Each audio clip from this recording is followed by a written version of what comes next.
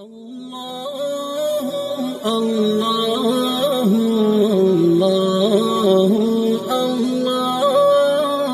اللہ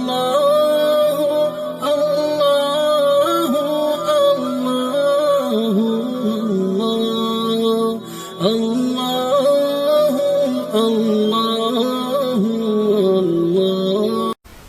السلام علیکم ورحمۃ اللہ وبرکاتہ۔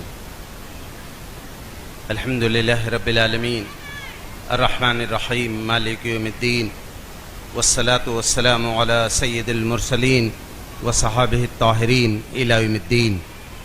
قال اللہ تعالی فی کتابہ المجید والفرقان الحمید: اعوذ باللہ من الشیطان الرجیم، بسم اللہ الرحمن الرحیم۔ لقد کان لکم فی رسول اللہ اسوۃ حسنہ لمن کان یرجو اللہ والیوم الآخر وذکر اللہ کثیرا۔ صدق اللہ العظیم۔ گرامی قدر صدر مجلس، محترم علماء کرام اور معزز سامعین، میری انتہائی احترام کے قابل ماؤں اور بہنوں اور بیٹیوں، بچوں کا یہ تعلیمی مظاہرہ جس طرح اختتام پذیر ہوا، میں دل کی گہرائیوں سے اس کے منتظمین اور اساتذہ کو مبارکباد دینا چاہتا ہوں۔ یہ جو ایک علامتی مظاہرہ ہوا ہے، میری دلی خواہش یہ ہے کہ یہ مظاہرہ مسلسل امت مسلمہ کی ترجمانی کرنے کے لیے منعقد ہوتا رہے، اور یہ امت جو آج ایک مومنٹری انداز میں تھوڑا ہم نے لطف حاصل کیا، محظوظ ہوئے، یہ امت پوری طرح سے تاریکی کا مقابلہ کرنے کے لیے، ظلم کا مقابلہ کرنے کے لیے اور حق کی تبلیغ اور حق کی اشاعت کے لیے اسی طرح سے سرگرم ہو جائے جس کا ہم نے یہاں جس کی کچھ ہلکی خوبصورت جھلکیاں دیکھی ہیں۔ محترم بزرگوں اور بھائیوں، ایک کافی دیر سے آپ یہاں تشریف رکھتے ہیں، میں بالکل کسی لمبی گفتگو کو یہاں نہیں اختیار کرنا چاہتا۔ میں نے ایک آیت مبارکہ آپ کے سامنے پڑھی ہے جو نبی پاک صلی اللہ علیہ وسلم کے اسوے سے متعلق ہے۔ میں اتنی بات عرض کر دوں کہ محمد رسول اللہ صلی اللہ علیہ وسلم نے علم کے بارے میں ایک بات فرمائی۔ آپ نے فرمایا العلم سلاحی، علم میرا ہتھیار ہے، علم میرا ہتھیار ہے، یعنی گویا ہتھیار سے جو کچھ بھی کام لیا جاتا ہے وہ ہم سمجھ رہے ہیں۔ ہتھیار سے پہلا کام لیا جاتا ہے اپنے دفاع کا، اور دوسرا کام لیا جاتا ہے اقدام کا۔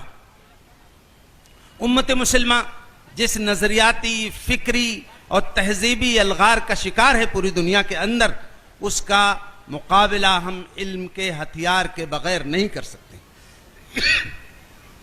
ہمیں علم پر عبور حاصل کرنا پڑے گا، ہمیں علم کے ہتھیار سے اپنے آپ کو لیس کرنا پڑے گا۔ دوسرا جملہ اسی حدیث کا سن لیں آپ، اللہ کے نبی صلی اللہ علیہ وسلم نے فرمایا العلم سلاحی، فرمایا والشوق مرکبی، شوق اور طلب میری سواری ہے۔ یعنی ہم اس پیغمبر کے امتی ہیں جو علم کے ہتھیار سے لیس ہو کر شوق اور طلب کی سواری پہ سوار ہو کر کے چلا کرتے ہیں۔ آج اس پیغمبر کی امت اگر علم کے معاملے میں دوسروں کی مقتدی بنی رہے تو یہ ہمارے لیے شرم کی بات ہے۔ میں اس حدیث کو بھی سمجھتا ہوں کہ اللہ کے نبی نے فرمایا کہ حکمت کی باتیں کہیں بھی ملے، الحکمت ضالۃ المومن، حکمت مومن کی گمشدہ پونجی ہے، کہیں بھی ملے اس کو حاصل کرو۔ لیکن یہ بات اپنی جگہ یہ ہے کہ محمد رسول اللہ صلی اللہ علیہ وسلم وہ امام الانبیاء ہیں، اور امام الانبیاء کی امت امام الامم ہے، امتوں کی امام ہے۔ اس کو امامت کے منصب پہ رہنا ہے، اس کو قیادت کے منصب پہ رہنا ہے۔ معاف کیجئے، آپ کے ذوق کو میں مجروح نہیں کرنا چاہتا، لیکن آج کے دور میں اتنی بڑی تعداد مسلم ملکوں کی بھی ہے، لیکن اتنی بڑی مسلم تعداد ملکوں کی ہمارے جو ہے وہ ہم ایک علی گڑھ نہیں پیدا کر سکے۔ ابھی مسلم ممالک کے حکمرانوں کو سوچنے کی ضرورت ہے۔ ہم علم اور اکتشاف کے میدان میں ہم دنیا کی قیادت تو کیا کرتے، ہم ان لوگوں کے مقتدی بننے میں فخر محسوس کر رہے ہیں۔ یہ محمد رسول اللہ صلی اللہ علیہ وسلم سے نسبت کے تئیں یہ بہت انصاف نہیں ہے۔ میں بہت ادب کے ساتھ عرض کر رہا ہوں، امت مسلمہ کو اپنے اس مقام کا تزیہ کرنا چاہیے اور اسے بڑھ کر کے وہ باغ اپنے ہاتھ میں لینی چاہیے۔ یاد رکھیے، دنیا کی قیادت، دنیا کی سیادت اور دنیا کو کنٹرول کرنا، دنیا کو گورن کرنا یہ ممکن نہیں ہے اس کے بغیر، جب تک علم کی باغ ہمارے ہاتھ میں نہ ہو۔ میں 1911-12 میں علامہ شبلی نے ایک تقریر کی ہے، اس کا ایک جملہ میں نے اپنے کتاب میں اس کو ذکر بھی کیا ہے کہ علامہ نے کہا کہ اس وقت اس زمانے میں ورلڈ ریلیجنس کانفرنس شکاگو میں ہوئی تھی. اس زمانے میں علامہ نے لکھا کہ مسلم ممالک کا کوئی نمائندہ نہیں گیا تھا وہاں انگریز گئے، وہاں آریہ گئے، وہاں بودھ گئے. علامہ نے لکھا کہ وہاں اگر کوئی نہیں گیا اپنے مذہب کی صداقت کو پیش کرنے تو ایک مسلمان نہیں گئے. اس زمانے میں ٹرکی اپنے جدید انداز میں جو گمراہی کا ایک نیا انداز شروع ہوا تھا، وہاں اس میں ٹرکی دنیا میں مسلمانوں میں بڑا ترقی یافتہ مانا جاتا تھا. علامہ نے کہا، علامہ کی زبان کتنی نستعلیق ہے آپ سب بہت اچھی طرح جانتے ہیں، لیکن شبلی اپنے جذبات میں وہاں وہ نستعلیقیت کو انہوں نے نہیں وہاں لحاظ کیا. انہوں نے کہا کیا فخر کرتے ہو ترکوں پر اور ان کے علوم جدیدہ پر. یہ ان کا جملہ ہے. بھاڑ میں جائیں ایسے علوم جدیدہ جو ایک انسان ایک فرد نہ پیدا کر سکے، جو مذاہبی عالم کے بازار میں جا کر اپنے دین کی صداقت کو ثابت کر سکے. میں آپ سے ادب سے عرض کر رہا ہوں، یہ جو تیاری ہو رہی ہے اس تیاری کو انشاءاللہ ایک دوسرا خواب جو ہم دیکھ رہے ہیں کل کا کہ امت قیادت کرے گی، امت مسلمہ دنیا کے امام بنے گی، اس کی وہ تیاری اور وہ خواب وہ مکمل نہیں ہو سکتا ہے بغیر اس مرحلے سے گزرے ہوئے. میں ایک دوسری بات بھی آپ سے عرض کرنی چاہتا ہوں. اللہ تعالیٰ نے جو شرط رکھی ہے، انسان کو اللہ تعالیٰ نے ایک خلیفہ بنایا اس دنیا کے اندر، اور اس خلافت کے حقیقی تصور کی امین امت مسلمہ ہے، رسول اللہ صلی اللہ علیہ وسلم کی امت ہے. اس امت کو بہت صاف بتایا گیا کہ دیکھو آگے علم کا دروازہ بہت زیادہ کھل رہا ہے. اب صرف زمین پر انسان نہیں سوچے گا، اب سیاروں میں وہ غور کرے گا، ستاروں میں غور کرے گا، خلا میں غور کرے گا. تو اس وقت اگر تمہارا تعلق اس میں رب سے کمزور ہو جائے گا تو پڑھنے لکھنے کے باوجود بھی تم جانوروں سے زیادہ کچھ فرق نہیں آ سکتا. میں کبھی کبھی سوچتا ہوں کہ شاید جانور بھی اتنے درندے نہیں ہوتے ہوں گے جتنا ایک پڑھا لکھا انسان ہوتا ہے جس کا تعلق اس میں رب سے نہیں ہوتا ہے. تو ہماری اور آپ کی تعلیم کی منزل، اس کا منتہا یہ نہیں ہے کہ ہم صرف کچھ پڑھے لکھے لوگ اور کچھ جو ہے گویا کہ ہم خواندگی صرف نہیں چاہتے. ابھی حضرت مولانا نے یہاں بات کی تھی عمر صدیق ندوی صاحب نے کہ وہ تربیت ہے جس نے صحابہ کو صحابہ بنایا. تو ہمیں تعلیم کے ساتھ تربیت کا لازمہ اور لاحقہ بالکل اس کا لحاظ رکھنا ہے. یاد رکھیے اس امت کے اندر بھی ایسے پڑھے لکھے لوگ پیدا ہوئے. اس ملک کا ایک نائب صدر گزرا ہے، میں بہت وضاحت کے ساتھ کہنا چاہتا ہوں، نائب صدر رہ کر کے اس نے کچھ امت پہ احسان نہیں کیا، اس لیے کہ اس شخص نے امت کا غلط ترجمانی کی. وہاں جا کر اس نے باقاعدہ کہا مرتے وقت کہ میرے مرنے کے بعد میری لاش کو مسلمانوں کے طریقے پہ دفن نہ کرنا، اس کو جلا دینا، ہندوستان کے مقدس دریاؤں میں اس کو بہا دینا. میں آپ سے عرض کر رہا ہوں ایسے پڑھے لکھوں کی امت کو کوئی ضرورت نہیں ہے جو امت کی روح کو قتل کرتے ہوں. ہم ایسے لوگوں کو چاہتے ہیں، ہم ایسے نونہال اٹھانا چاہتے ہیں، ایسے بچیوں کو چاہتے ہیں جو آگے بڑھ کر کے زندگی کے آخری سانس تک امت مسلمہ کے حقیقی اسپرٹ کو ریپرزینٹ کریں، اس کی ترجمانی کریں اور اسی ترجمانی پر مسکراتے ہوئے اللہ تعالیٰ کے پاس چلے جائیں. میں آپ سے عرض کر دوں، میں 2 مثالیں دینی چاہتا ہوں میں آپ کو پھر دوبارہ سے معذرت کے ساتھ میں آپ کے ذوق کو مجروح نہیں کرنا چاہتا، لیکن جب غلامانہ خو پیدا ہو جاتی ہے قوموں کے اندر تو وہ غلامی میں اور اپنے جو ان کے غلام بناتے ہیں ان کو گود میں بیٹھ کر وہ مسکراتے رہتے ہیں. میں نے بچپن میں کبھی ایک لطیفہ پڑھا تھا، آپ سن لیجئے اس کو. کہا جاتا ہے کہ ایک سینما ہال کے مالک کے پاس اس کے کاؤنٹر پر بڑی بھیڑ ہونے لگی تو شور ہونے لگتا تھا، تو اس نے ایک طوطا پالا، اس کو سکھایا. اللہ تعالیٰ یہ جو لطیفہ میں آپ کو سنا رہا ہوں اس سے ہمارا کوئی دور کا واسطہ نہ رکھے. اس طوطے کو سکھایا، لائن سے آئیے، لائن سے آئیے، لائن سے آئیے، اور جب کاؤنٹر پہ بھیڑ ہونے لگتی تو لگا دیتا، وہ چلانے لگتا، لائن سے آئیے، لائن سے آئیے، لائن سے آئیے. یہ اس کی خو بن گئی تھی. ایک دن پنجرا کھلا ہوا تھا، وہ اڑ گیا، فضا میں اڑنے لگا تو دوسرے پرندوں نے دیکھا. یہ پرندوں کے اندر پرندوں کی نفسیات پہ جو انہوں نے کتابیں لکھی ہیں انہوں نے لکھا کہ پرندوں کے اندر اللہ تعالیٰ نے حص رکھی ہے کہ جو بھی جانور یا پرندہ غلامی پہ رضامند ہو جائے، پرندوں یا جانوروں کا معاشرہ اس کو آسانی سے قبول نہیں کرتا. تو جب وہ پرندہ اڑا، وہ طوطا اڑنے لگا تو دوسرے پرندے اس کو نوچنے دوڑے، تب بھی وہ چلا رہا تھا، لائن سے آئیے، لائن سے آئیے، لائن سے آئیے.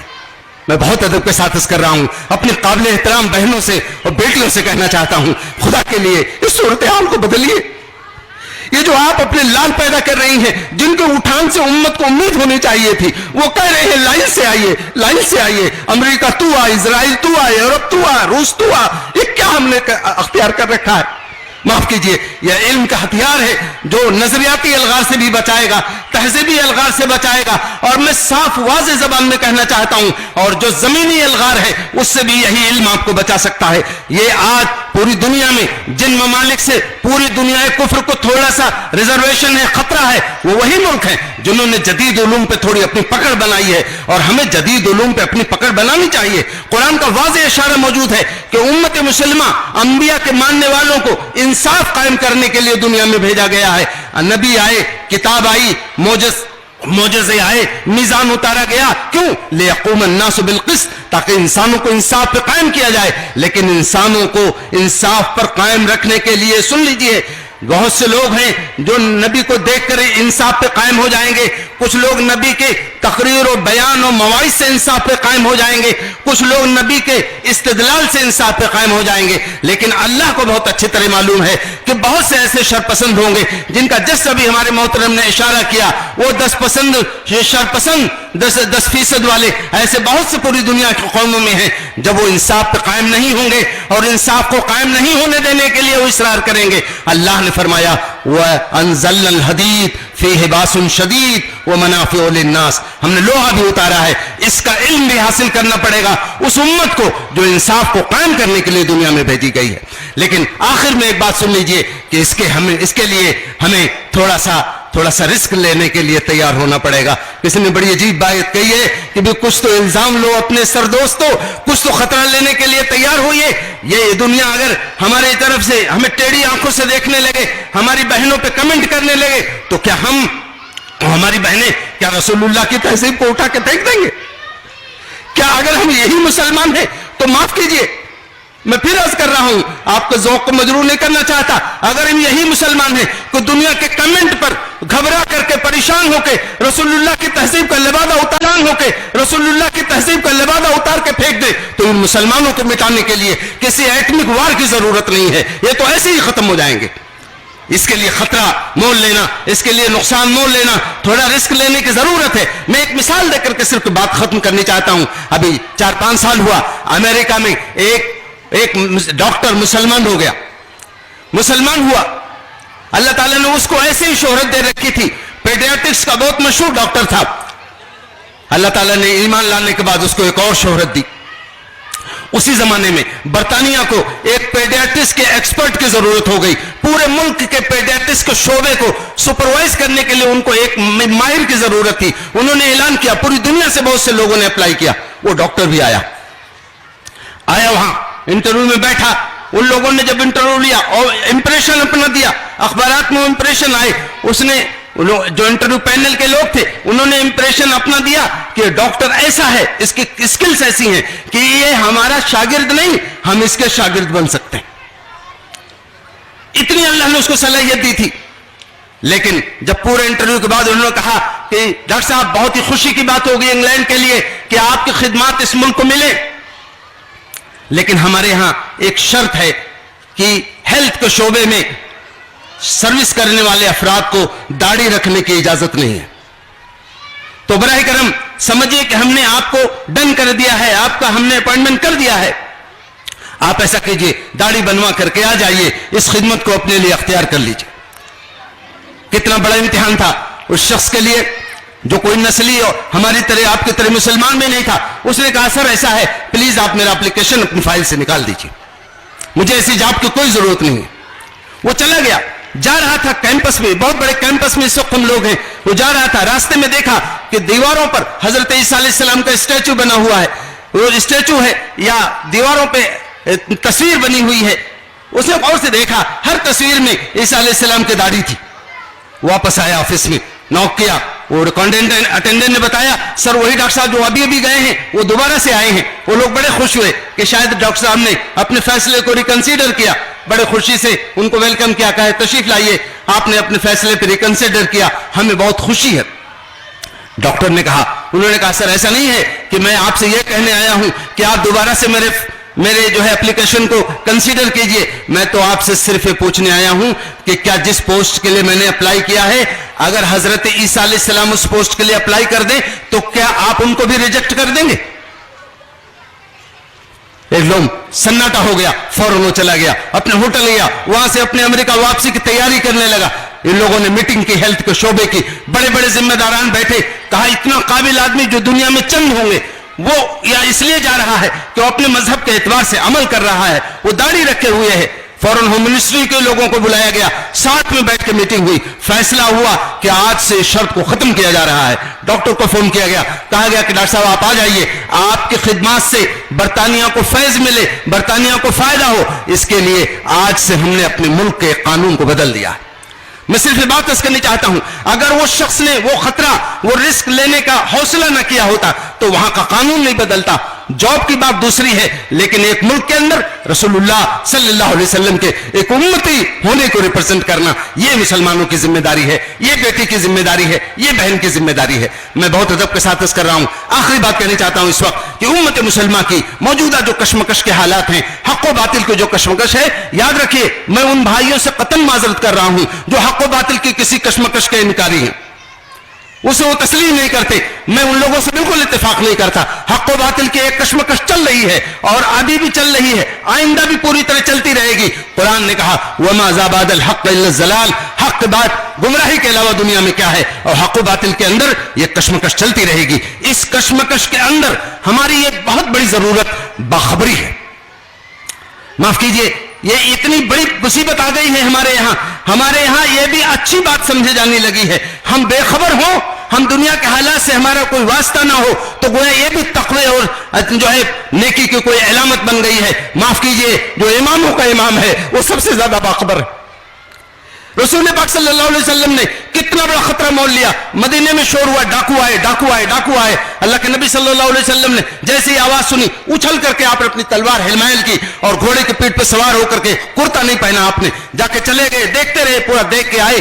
آ کر کے آپ نے فرمایا جاؤ سو جاؤ, کوئی ڈاکو وغیرہ نہیں ہے, میں پورا جنگل دیکھ کر کے آ رہا ہوں. میں آیا ہوں, علماء بیٹھے ہیں, میں بہت ادب کے ساتھ عرض کرنا چاہتا ہوں, علماء ورثۃ الانبیاء کے تحت یہ نمونہ بھی آتا ہے. جب امت کو باخبر رکھنے کے لیے علماء کو خطرہ میل لینا پڑے گا, علماء کو تھوڑا رسک اختیار کرنا پڑے گا. میرے بھائیوں, آج سے کئی سو برس پہلے جب پوری دنیا میں صلیبی جنگیں چل رہی تھیں, ان صلیبی جنگوں کے زمانے میں ایک وقت ایسا آ گیا تھا جب مسلمان نوجوان باقاعدہ عیش میں پھنس گئے تھے. جیسا عموماً ہوتا ہے, فراوانی و خوشحالی حکومت کے نتیجے میں فوج میں تعداد کم ہو گئی. خلیفہ وقت نے تمام مساجد کے ائمہ کو خط لکھا کہ محترم امام صاحب, ہمارے نوجوان جنگ میں نہیں آ رہے ہیں, فوج میں نہیں آ رہے ہیں, ہمارا ریزرو کمزور ہو گیا ہے, ہمارے دشمنوں کو صورتحال پوری معلوم نہیں ہے. اگر ایسا ہو جائے گا تو چاروں طرف سے حلہ بول سکتے ہیں, آپ نوجوانوں کو فوج میں بھرتی کے لیے ابھاریے. ایک امام نے مسجد سے ایک خطبہ پڑھا, ایک خط پڑھا. اس مسجد کے بغل میں خواتین بھی آ کے خطبہ سنا کرتی تھیں.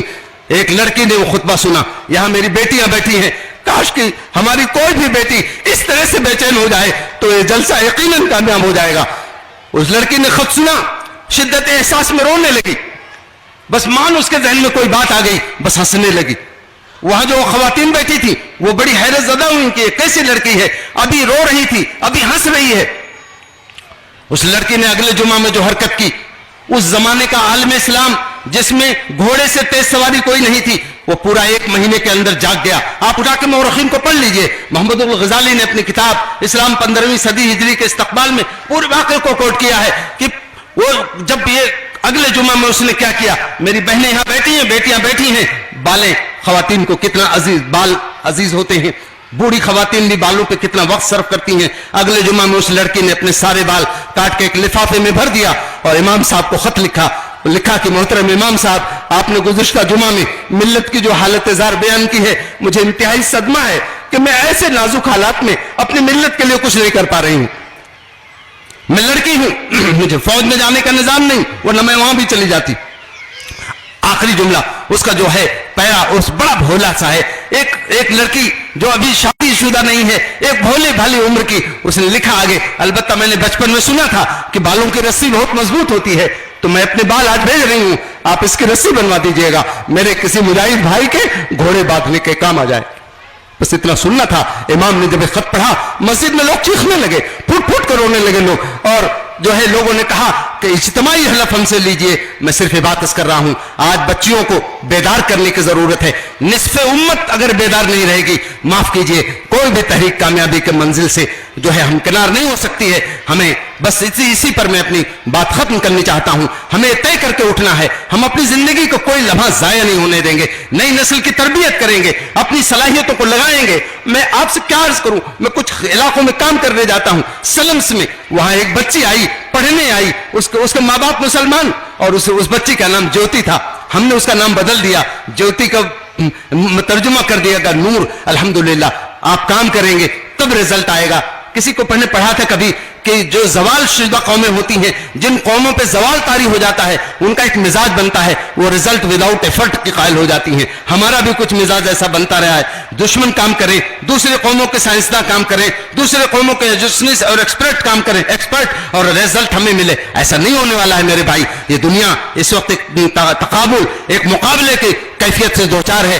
میں نے اچھی طرح مجھے یاد ہے, ابھی پچھلے دنوں خبر سنائی گئی تو میرا دل بھر آیا. وہ بچی جو جیوتی سے نور بنی تھی, اللہ تعالیٰ نے اس کو حافظ قرآن بنا دیا. میں صرف بات کر رہا ہوں, ورک کرنا پڑے گا, محنت کرنی پڑے گی انشاءاللہ. یہ زمین سے مایوس ہونے کی ضرورت نہیں ہے. اللہ, اور جہاں آپ بیٹھے ہیں اس کے بارے میں تو بہت مشہور ہے, بڑی زرخیز زمین ہے. یہاں سے تو امیدوں کے چراغ روشن ہوتے ہیں. میں اللہ تعالیٰ سے دعا کرتا ہوں کہ پروردگار مجھ حقیر و فقیر کو بھی, اور اس پوری امت جو بلبلا رہی پوری دنیا میں, اس کو ایمانی حوصلہ عطا فرما دے, وہ وقار عطا فرما دے کہ دنیا میں دوبارہ سے محمد رسول اللہ صلی اللہ علیہ وسلم کے لائی ہوئی شریعت جاری و ساری ہو. اللہ تعالی ہم سب کی مدد فرمائے. وآخر دعوانا ان الحمد للہ رب العالمین. السلام علیکم ورحمۃ اللہ وبرکاتہ.